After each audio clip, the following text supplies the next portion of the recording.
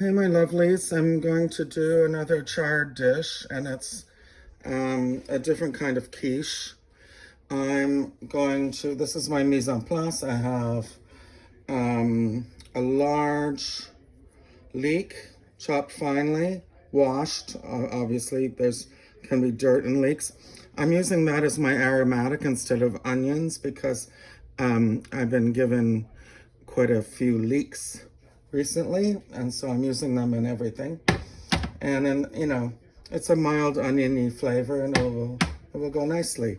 I have my rainbow chard stems chopped because you don't want to waste. And those will be cooked in advance of the leaves, which I have here, and they've been washed. I'll just move them out of the way. And I'm just gonna make kind of a half recipe of this chard because I don't really have that much chard and it reduces. So the first thing I'm gonna do is I'm gonna dry roast mushrooms. No oil, no seasoning, nothing. That's because there's a lot of water in them. And when the water that comes out evaporates, you know they're done. And you just take them out of the pan and put them in another bowl. And then you proceed with sauteing the other ingredients. And this is the beginning of the filling of what is basically a flat tray kind of quiche. So I think you can see what's going on here with the dry pan method. There's a glistening to they're glistening. If they're sticking, that's okay. They will unstick. And you'll get this kind of gorgeous caramelization on them. There might not be caramelization, it might be the effect of proteins.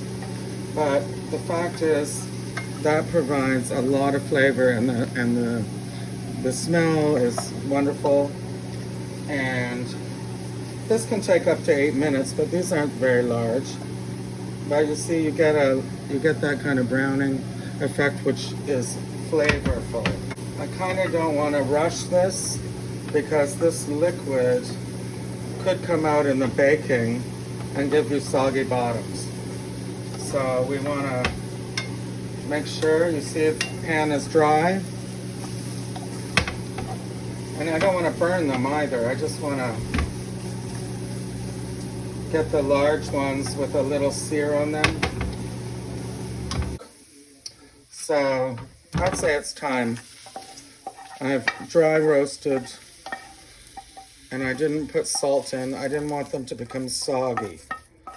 All right, so no sogginess. This time, that's a little hot. I want to put some butter in.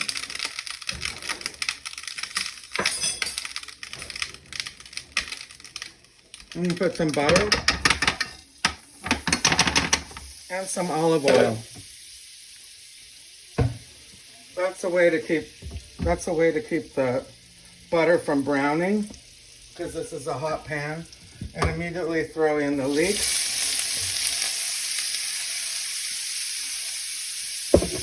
And immediately throw in these, because these are the stems and they need to be cooked down. It takes much longer than to cook stems than it does to cook leaves. They have a really good scent, a really good aroma. I don't know why I keep saying scent. It sounds really animalistic. It's an aroma, and there's no seasoning. It's just the aroma from the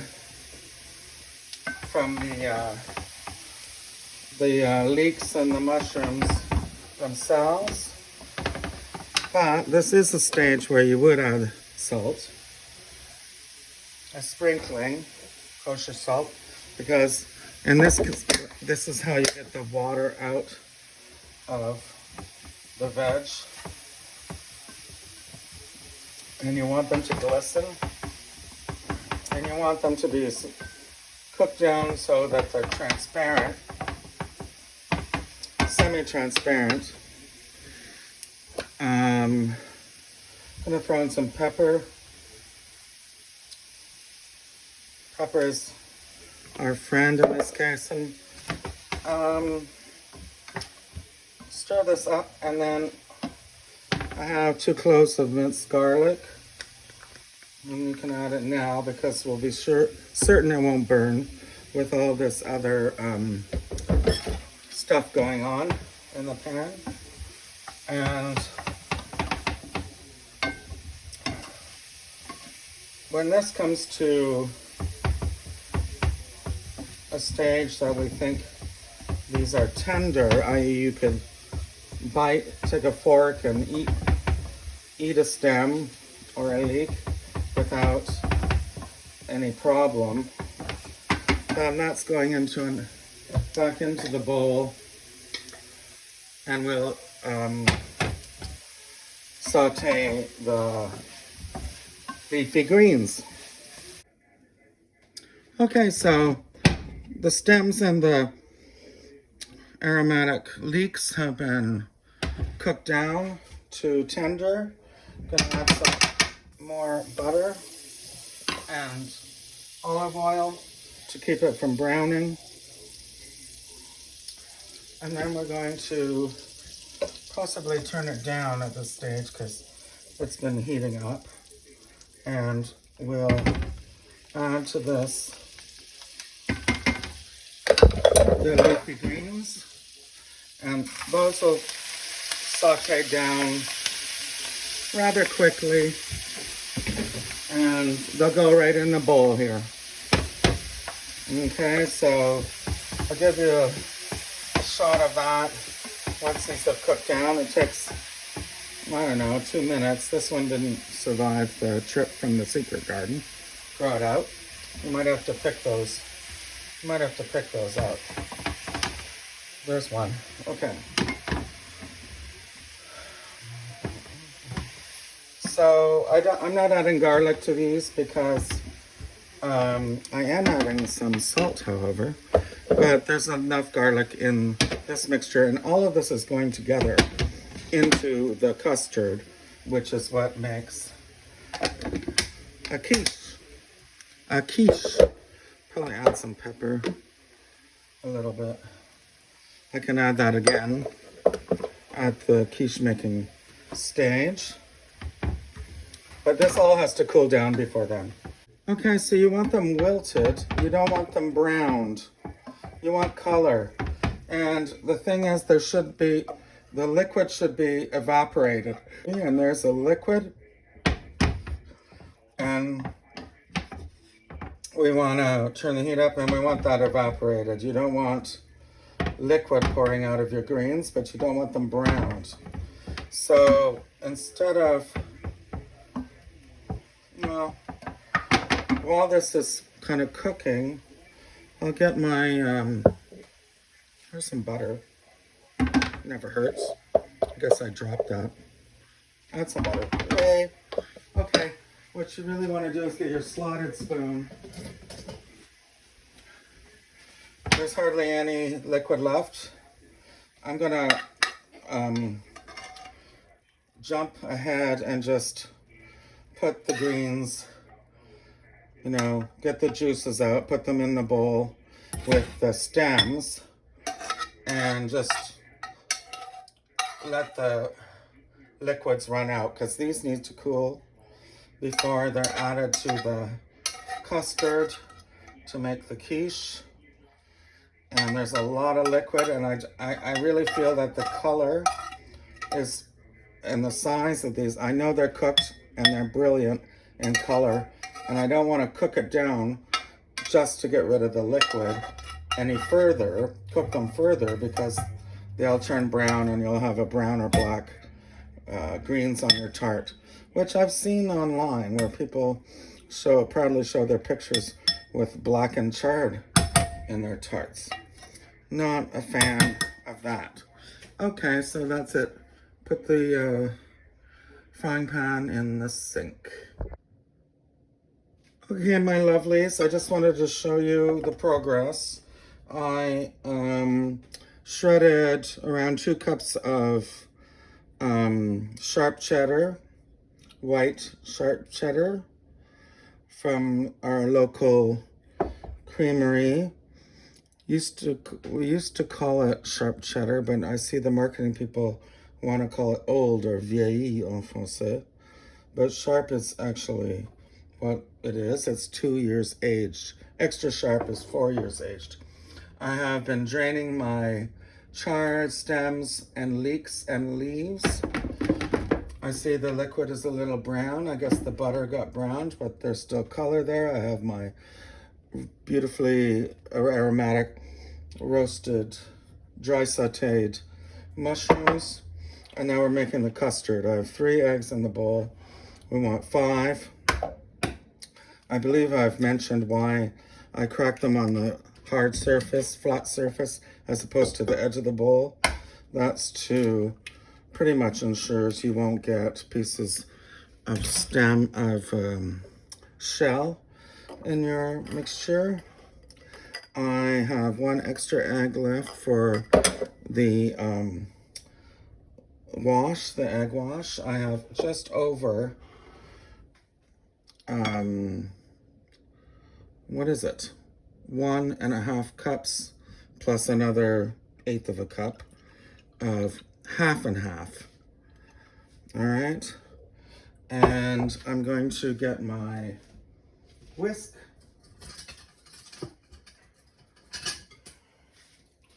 Kind of want to get all of it as much as I can. We're making the custard. And there's the thing about that chefs are known to do, which is season at every stage. So this has been seasoned, this hasn't been seasoned, but the leeks were seasoned and the stems were seasoned. But the thing is, you also have to be aware of the saltiness of your ingredients, and old cheddar is salty. So I'm not going to season the egg mixture, egg and cream mixture. I might add some pepper, but I'm definitely adding some nutmeg. That's pretty traditional in quiches. It provides a little bit of a hum, and you don't need very much. But this is a nice big bowl. Kind of smells like the holidays when you do this. Anyway, that little nut got about 1/4 shaved, and I'd say that's less than 1/8 of a teaspoon, or about 1/8. And we'll stew this up again, and then we're going to add some pepper, but not salt. I feel like my tarts, when they cook down, can be salty. So then you might want to switch to the wooden spoon. And we're going to mix in, without splattering all over the place, the mushrooms and the vegetables and the mushrooms. And then I'll put this in the refrigerator. Just mix it up because the mushrooms are on top. We want it to be thoroughly mixed. And then we're gonna put some wrap on the top, or another bowl or a plate, and just let that sit together. It looks pretty beautiful. And while I get my puff pastry ready, this will be in the refrigerator. All right, mates.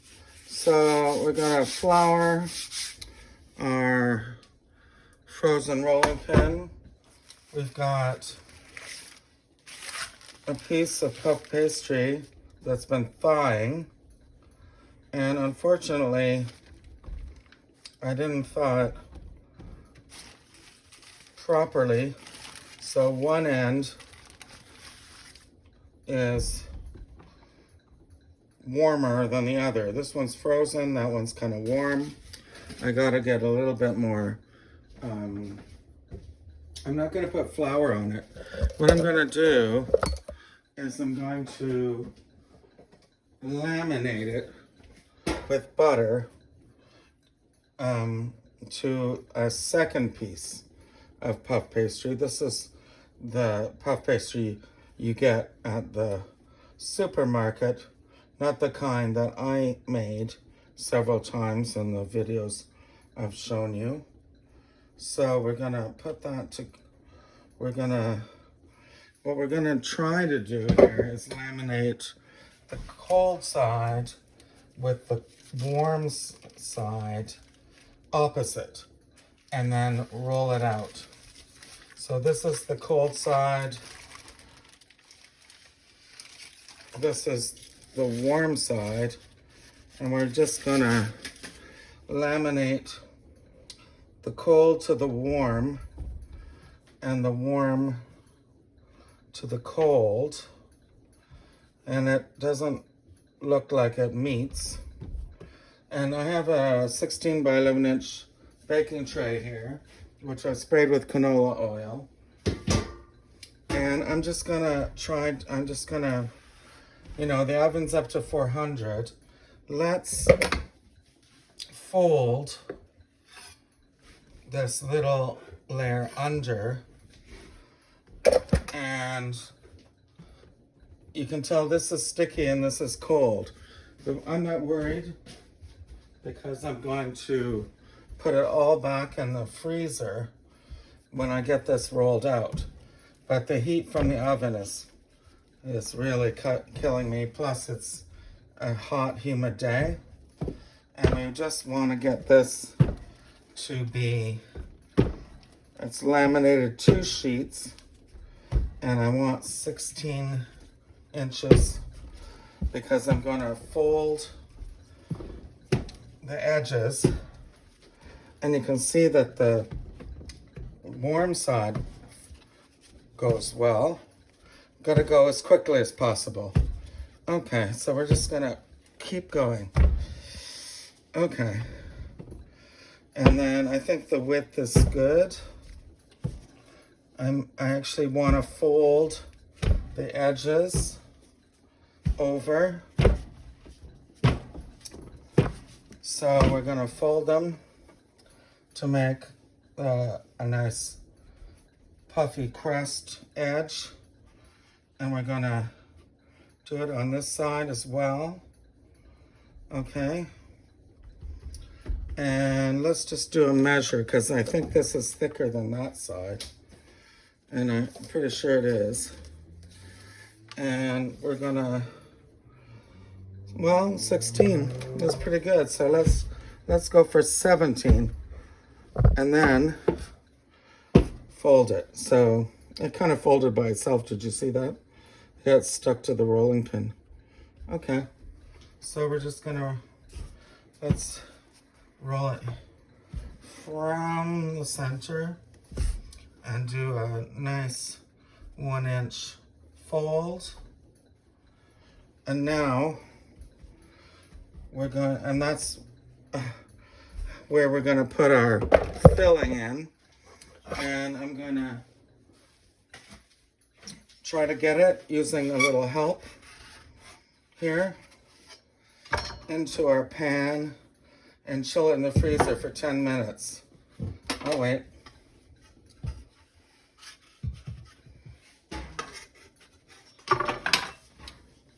Unfortunately, the warm side is not letting me,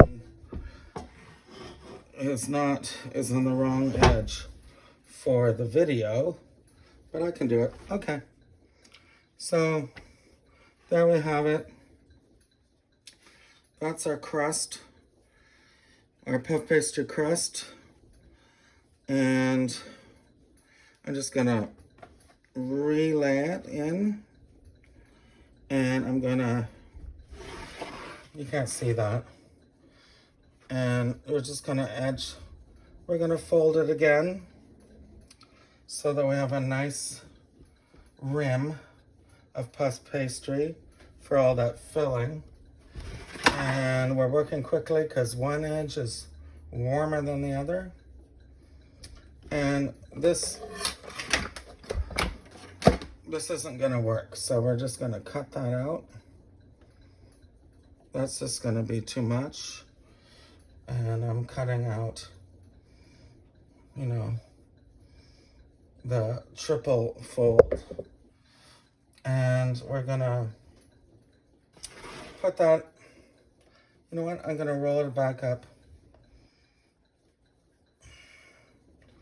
another layer, and we're gonna cut the corners out so that we don't have weird corners. And we're gonna put that in the fridge for freezer, actually. I don't mind these folds at the bottom.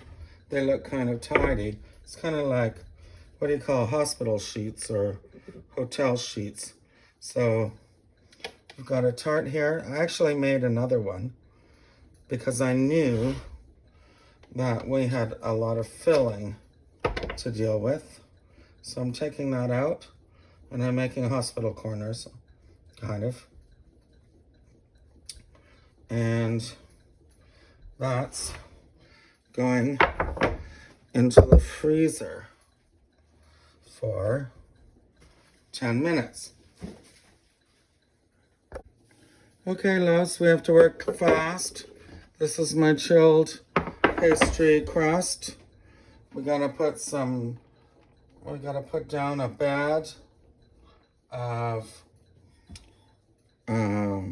this is sharp white cheddar. All right. And then we're going to stir up our mixture here of chard, and it's our quiche mixture. It's got chard and all those delicious vegetables, and we're gonna and the mushrooms, and we have to get as much on here as we can without over soggying the base, making the base soggy. And work quickly because the oven's on and the heat's rising, and I just want to get the juice into the corners. By juice, I mean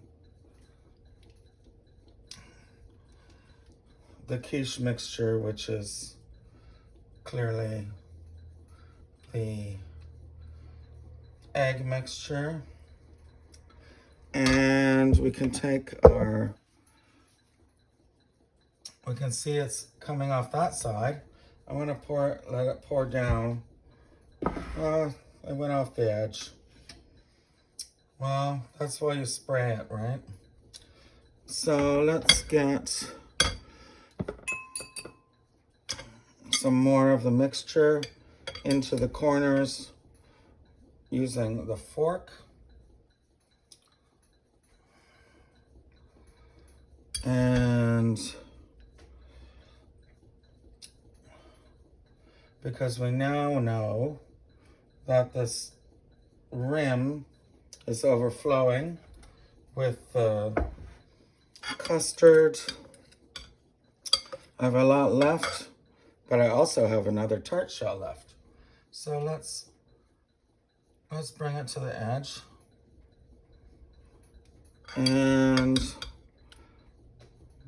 we'll just bring it to the edge. Oh, I see lots of spots where it hasn't gone to the edge. It's overfilling a little bit, and it's pouring off the side, but I think that'll be okay. So now we need to add more cheese. And we put it right into the oven. This kind of liquefaction that's going on here can be taken out. Well, I'm not going to. I'm just going to put it right in to the oven at 400 for 22 minutes I'm going to rotate halfway through. Okay, folks, the first larger tart turned out really well. It kind of overflowed, but this is an experiment, and now I know what to do. So this is the Redux. Well, it's not the Redux, it's the second tart, which is smaller because I used only one sheet of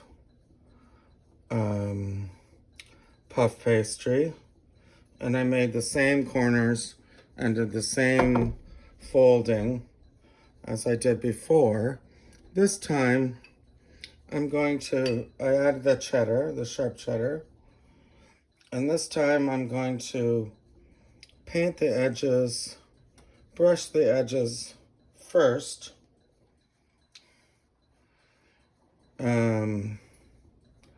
with the egg wash. I actually ended up egg washing the other tart halfway through, and it worked nicely. It didn't work the best way, but it did actually brown the edge. So we're just gonna brown our edges. This is a smaller tart. This might be something like quiche tart for two. And then we're gonna, learning from the first experiment, I'm going to put the filling in using a slotted spoon. And I have enough for the small tart. And that's the leeks, the mushrooms, and the good stuff, the Swiss chard.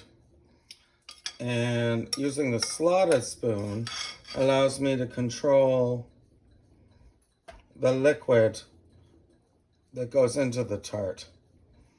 So I want all the mushrooms because those are the joy. All right. And instead of pouring this so it goes all over, I think that tart will be easy to resuscitate once I take it out, once it cools and I take it out of the pan. I just want to get all this goodness. Can you see the goodness? I guess you can. Into even places. This crust has been chilling. Now I have the ability to just spoon, not pour, the custard over it. And that's gonna puff up. And we want that on the corners. And we want that, we don't want it to pour over as it did on the first trial.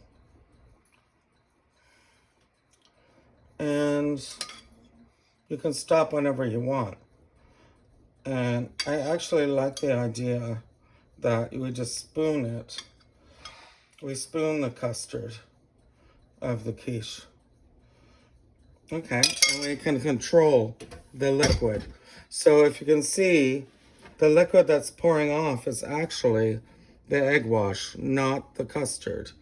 So we're gonna add our two-year aged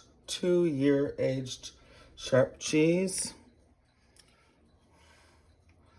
And we're going to do the same thing, but I'll probably bake it a little less time, but I'll still do 11 and 11. 11 minutes turned at 11 minutes, and we'll see what that looks like. This one took an extra 4 minutes to get browned because I used a double thick layer of pastry. I think this one is a single layer. Should work out. OMG. I think I have two fantastic Swiss chard tarts. And the second one really puffed up beautifully. Looks like a focaccia. It's puff pastry. It's cheddar. It's Swiss chard. It's mushrooms and leeks. That's going to be one of my favorite dishes. I think I may have invented this. My first one was a little bit subpar, but my second one, wow, I love it.